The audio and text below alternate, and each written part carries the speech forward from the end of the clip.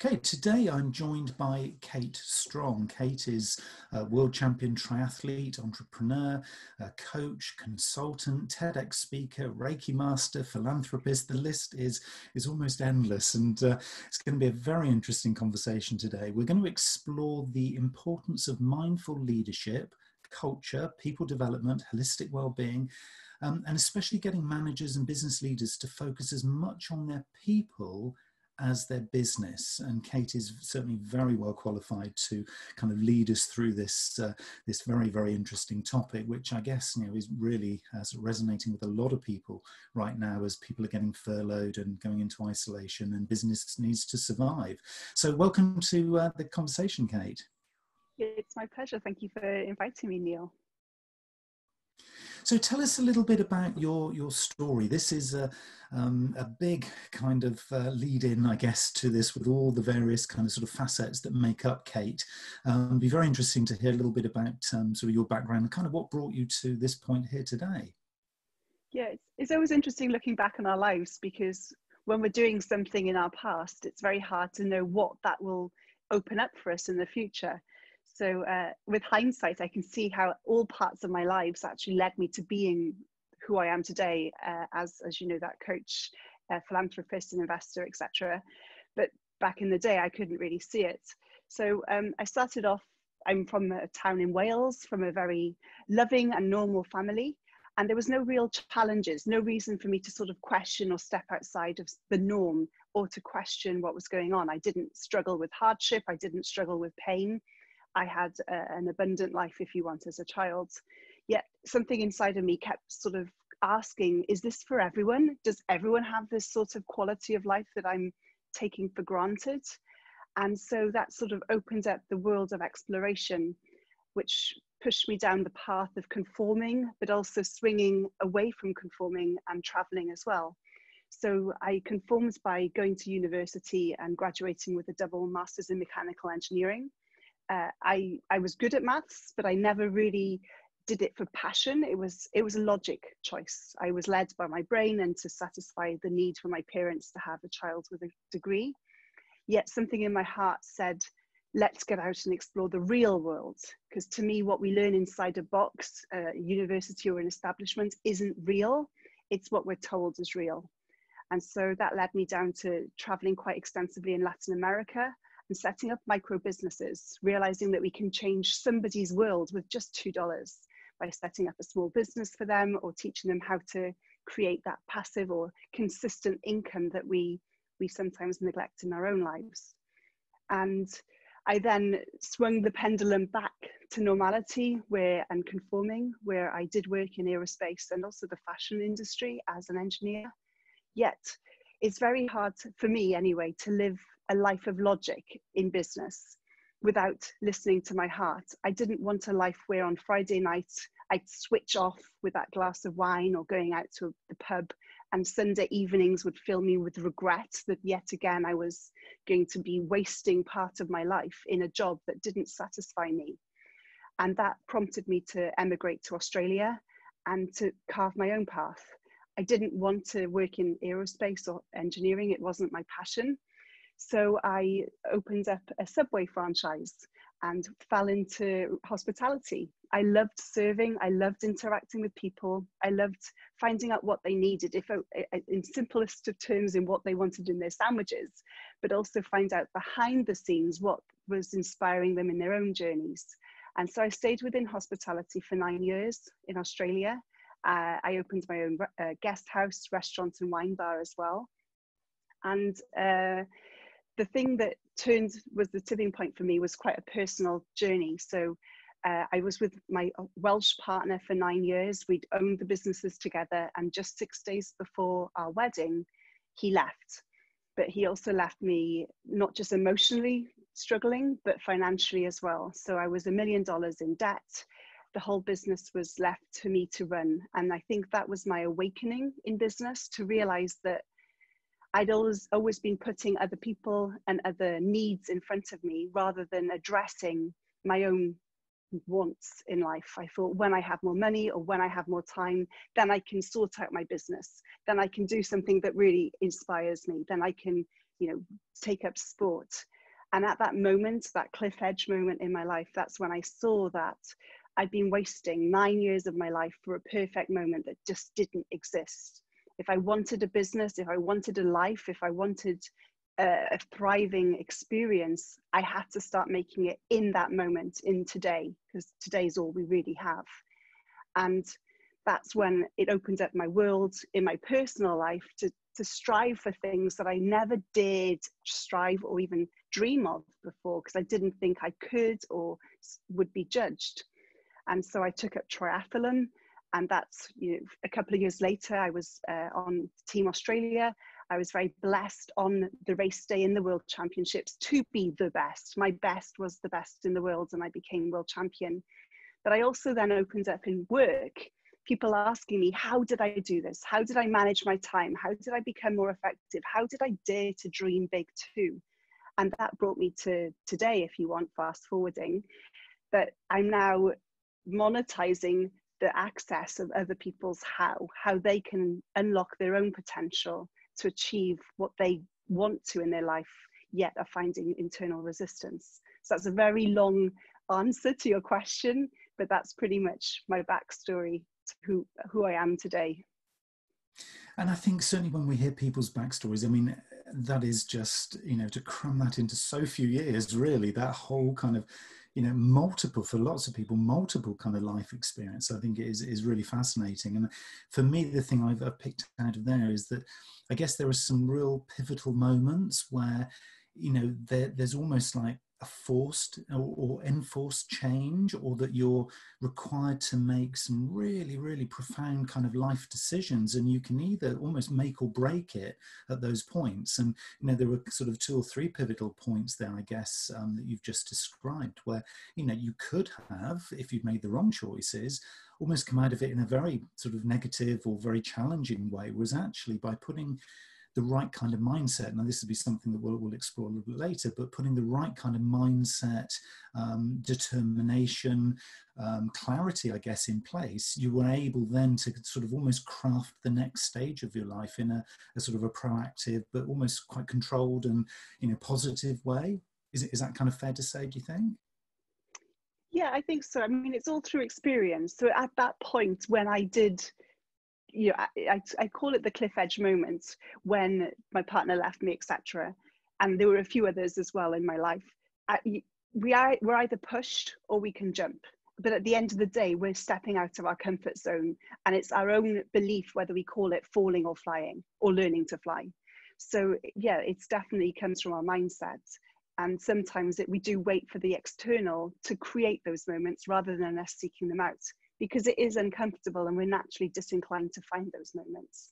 Just coming really back to this whole thing about the internal and external, I mean, certainly if you're, I guess you could call it the right kind of person in terms of like in business and sort of leadership or management, and you're able just intrinsically to be able to spot those moments and to be able to, bring it from within, rather than it being kind of enforced onto you, then I think you're probably quite a rare breed, probably in the current sort of climate, because I think most people in any kind of organisation, sort of large, small, public sector, private sector right now, with obviously the situation that we're in, are finding that this kind of external world is almost sort of crafting and defining what they are as a business.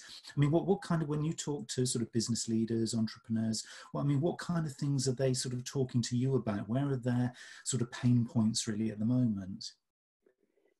I think the people I've spoken to recently, it's about satisfying their clients. So I mean, to generalize massively, there are 2 main camps. One that sees this as a huge opportunity, a way to step up and show direction and leadership and become that pioneer for positive change, to say to the world, yes, we're going through some crisis, but now is the time to actually reset the bar and say this is now the new normal and how we can move forward from there. And the other set are seeing what the scarcity, what we're missing out on, what we're losing, what we have to give up, rather than seeing that, to use the analogy, if I've got my hands closed around something, if I can't give it up, I won't be able to receive something maybe larger and better for me. So we've got these 2 major camps. And what I'm hearing from the camp of positivity, if we want to call it that, it's about giving their clients the permission to make the changes, because we are surrounded by media, by news of what is going wrong, of the tolls of pain, of unemployment, of the furlough numbers, of what this will negatively impact our health and our financial health as well. But it's about letting that go, honoring its presence, and still moving forward and giving people the support to still keep working forward and making the positive changes. So I think it's still internal, even though we're seeing external change. That's fascinating, actually, because one of the things I think for me that I'm sort of picking up from that, and this kind of polarity between the fear-based and the positive-based sort of people, and I think certainly I would sort of reflect that's certainly conversations that I've had, you know, with my connections and networks over the last sort of couple of weeks. I think for me, the interesting thing is if somebody is in one of those camps that maybe is a little bit kind of more fear-based and, you know, feeling sort of serving of the external environment, of feeling almost a little bit out of control, and like, you know, the world is doing this to them, or the situation is doing this to them, and they kind of almost have this desire to move into the more, I guess, sort of confident, more sort of perceived as kind of more successful style of sort of business management or leadership, however you want to sort of term it. Kind of what are the things do you think that people should be then, if they're in this kind of fear-based camp and aspiring to get into the other camp, what kind of things would they be sort of, I guess, trying to focus on first? I mean, to me, one of the words that sort of came out of what you've just said there was just this feeling of empathy, really just being sort of more empathetic with, you know, as you say, clients, but also possibly the people around them. Would that be a good starting point? Yeah, I mean, the first starting point they're already on, which is they've acknowledged where they are and they don't want to be there. So that's an amazing first step. There's a lot of people who are there who are unaware that they're there. So by acknowledging that they want to change something is a great starting point. And then, yeah, as you described, empathy, being able to open up our vulnerability to express where I am isn't where I want to be. Can you help me? That is a huge challenge for some, and it was for me. My name is Kate Strong, so to show any sign of weakness was very difficult for me, because I was born to not ask for help and trained to not ask for help. But that is something that is actually the most powerful and strongest, excuse the pun, thing we can do. So if anyone is acknowledging that they're feeding the dark wolf, if we want to use that analogy, rather than the white wolf, acknowledging that we need to stop that and asking people how we can switch. We'll enroll the people around us, we'll enroll our team, we'll enroll our peers as well as our employees and suppliers and the clients as well. They can then help us move forward. So that's the first step. And for me, the next step would be micro changes, starting with myself as a leader, acknowledging what language we use. If we use words like, I don't want to be like this, rather than I want to be like this, focus more on positive, empowering words, rather than looking at the negativities, and making sure that the actions marry up with what we describe as well. I love the way that you talk about that kind of recognition of things, and it is about, I think, being really kind of honest and true and authentic with yourself. I mean, it's all very well talking about how great you are as a leader with other people, but actually, unless you're properly authentic with yourself, it's a very, very kind of, as you talked before about the sand rather than kind of like a rocky sort of base. And I think it's really important that people kind of understand that it's okay to kind of go inside and open up and be vulnerable. And this whole vulnerability thing, I think, is really interesting, as you say, particularly in strong leadership, which is always defined from an ego stance, you know, where people are sort of, you know, meant to be strong, meant to be, you know, dependent, self-dependent and confident. I mean, I know one of the phrases that you have talked about, I've seen certainly in the past, where you talk about being bold, confident, and a heartfelt leader. It feels to me like there's a really interesting kind of dynamic there, because do those things all sit together? Because being heartfelt feels like being bold and confident is something sort of quite different. How do you see those things kind of intermixing? For me, I see them as they mix beautifully. for example, for heartfelt, it's being in touch with our own awareness, knowing on our personal values as well as our business values. So I wouldn't work with a company or for a company that didn't match my values, nor would I, as a business leader, be able to drive my company forward if the values were out of sync. So being able to touch into our heart, into our intuition, knowing what's right and what we want intrinsically in our life, then means we can confidently, boldly say no. Say no to clients we don't want to work with. Say no to suppliers that don't match our own values as well. Say no to working with other collaborators that are out of sync with us. So for me, being heartfelt gives us the permission to be bold in saying no, and also then the other side of the coin, saying yes to what works, to connections such as what we've made ourselves and being able to be on this podcast, to find our tribe and find people with similar values facing in similar directions. So for me, it's a great way to accelerate my journey and make sure I achieve higher goals and enjoy the moment today, not sacrificing, working too hard and sort of saying next year then I can be happy. Today I'm happy because I'm heartfelt and I lead with confidence. And I think there's a lot of people talking about this as almost being the new paradigm, the new way that businesses are kind of rated and valued. Obviously, in the old world, and the old world like last year and earlier, it was very much driven by kind of the profit success, the financial success of a business. I mean, how do you see businesses who become or potentially are going to be more sustainable in the future? I mean, you talk about sustainability as making a long-lasting impact, and I'm guessing this is going to come from this kind of co-creation, this collaboration, this being part of the network that you talk about. Is that almost like the new definition of business as you see it going forward? Yes, I think it is. And, touching on what you said, Neil, I agree with you that in the past, we were focused at profit at all cost. We saw growth as a way of measuring success, forgetting that I don't want to grow all my life. I've reached, just a silly example, I've reached a certain height. I'm 5'9", I'm very happy. I don't want to keep growing all the time. So businesses don't have to grow to demonstrate success or legacy. So it's not the size, it's the impact. And it's beautiful to see that the government as well as businesses have caught up on that. A lot more language is being used about I feel rather than it is logical to do. We're getting more empathetic. We're trusting our instinct and our guts. We're bringing more human into a highly automated and systemized business environment. So for me, to be sustainable, it has to be profitable.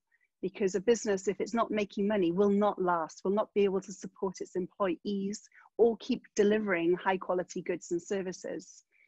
But the other side as well is to implement and to integrate sustainability for everyone impacted by that business, be them your employees, be it the families of your employees, so the social aspect, as well as what we're doing with the waste, as well as how we're sourcing our raw products as well. So that's the environment, the planet aspect. So to use a term that's been coined, there's a triple bottom line that businesses are now looking at, which is for profit, for people, and for planet. And for me, I like a bedrock on for purpose as well.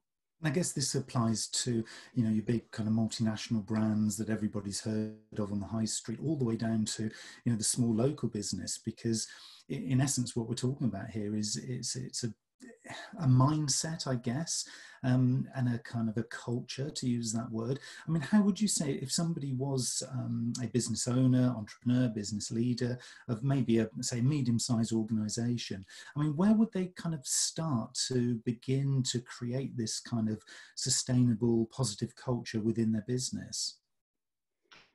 For me, it's always about awareness of where we currently are. Some companies are doing excellent unconsciously at certain elements of sustainability. That might be recycling, that might be supporting local communities, that might be giving a great cultural environment for their employees. So on some spectrum of this sustainability, they're doing very well. They're champions, if you want. So the first thing is bring awareness, knowing where these businesses are doing well as where they maybe are falling down and need a bit more support. And then it comes back to what we were talking about earlier, which is sharing this knowledge, sharing where they currently are with the key stakeholders, the employees and suppliers, and also anyone else invested in the business. And then together create that roadmap. I can almost guarantee within any medium organization, there will be champions of the different aspects of sustainability. Discover who they are and empower your employees to become those cheerleaders within your organization, because they will create solutions that you never even thought possible and achieve targets you didn't imagine to put out for fear of repercussion. So it's about making sure that it's worked as a team and a collaboration. So again, it comes down to openness, transparency, and clarity to give people the space to find the solutions themselves. There's something really nice about the way you describe this in terms of almost like it's like a holistic view of business rather than just sort of the linear view of people and profit and products. And it feels like this is a much more kind of joined up thing. And I'm guessing a lot of that comes from the varied kind of life experiences and journey that you've had that you described at the start of this conversation. I mean, you're presumably an advocate also of kind of having strategy. So rather than just it being about heartfelt, everyone hugging trees and feeling good about stuff, actually there is almost then to kind of almost join the circle here, there is this kind of link with business planning and strategy. So kind of on the kind of process side of things, what would that mean in sort of Kate's strong words? You know, how is that kind of described as far as you're concerned? Yeah, it's interesting you bring that up, because I love integrating aspects that shouldn't really be put together. As you know, I'm a Reiki master, which is very woo-woo and energy, and I'm also an engineer, which is hugely tolerance-based and scientific, etc. So yeah, for business, I love watching, and it's just me reflecting on what I see rather than me generating and creating it. More and more businesses are acknowledging we're not robots. We don't turn up at 9 o'clock completely switched off from whatever was happening at home and produce X amount of output every single day and return home at 5 to repeat ongoingly and indefinitely. So it's about adding that fluidity within business. And it's great to see companies now showing that flexibility to bring humanity in. So there isn't a 5-point plan to making 10 extra income, or a 7-point plan to save the world, or anything like that. Every organization is actually made up of living organisms, organizations and individuals, and allowing them to vibrate, to connect with the different people they want to within that, but within the framework is very important. But if I was to walk inside my organization and talk to my employees and say, I want us to reach target X, I want us to reduce carbon by 27%, and I want you to do it by A, B, and C. Personally, if I was told that, I would resist it, because I don't operate in that way. I'm not given my creativity and my personal space to add my own value. So organizations are now bringing that mindset into their own work as well, letting employees work the way that they want to work rather than us tell them. We've got multiple senses. Some people are auditory, other people are visual. So why would I dictate how you deliver results in sustainability or in your job? And I see the shift in organizations allowing people to do that. And yes, coming back to your question or your comment, it is important to create that roadmap that, like any great road trip, we've got to account for challenges. We've got to account for that puncture, filling up on gas, someone needing a bathroom break that we didn't schedule. So it's giving us that flexibility. So we've got the goals in stone, but the journey is kept in sand. For me, there's a really interesting difference there between what I would have talked about and thought you would have meant by peak performance, because as a triathlete, triathlete, to me, peak performance then is all about your times, how you performed, your physiology, how you're feeling at the end of the event, etc., etc. So quite a sort of an evidence-based kind of process-driven thing. But actually, what you're describing peak performance here then is it's very much about there's a personal element to it. It's almost like you have to sort of self-define what peak performance is, both as an individual but also as a business. And it's almost like nobody else's opinion really matters, because it is actually all about you setting the targets, you setting the expectations, you communicating it, and it becomes a very personal thing that somebody can then really own. Is that fair to say?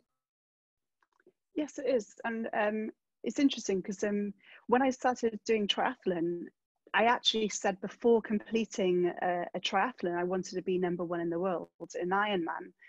And I always said that not because I wanted to beat everyone and because I had something to prove, or I was going to smash it and do it that sort of ego generated way.